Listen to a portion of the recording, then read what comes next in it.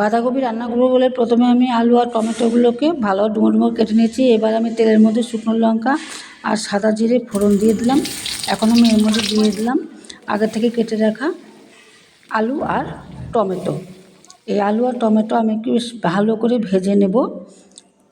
শুকনো লঙ্কা জিরের সাথে আলু আর টমেটোগুলো খুব ভালো করে ভেজে নিলাম।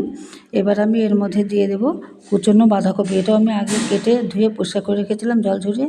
এবার আমি বাঁধাকপিগুলো এর মধ্যে দিয়ে দিলাম, দিয়ে আমি বেশ করে নেড়ে চেড়ে এটাকে রান্না করে নেব। আমি খুব ভালো করে নেড়ে চেড়ে রান্না করে নিলাম। এখন আমি এর মধ্যে দিয়ে দেবো পরিমাণ মতো লবণ, হলুদ আর আদা কাঁচা লঙ্কা বাটা।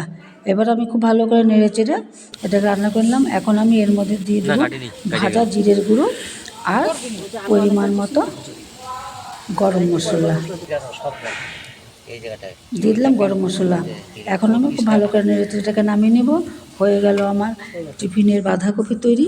এবার আমি রুটি, বাঁধাকপি ঘন্ট, ডিম সেদ্ধ আর মিষ্টি দিয়ে আমাদের সন্ধেবেলার টিফিনটা আজকে সেরে নেব।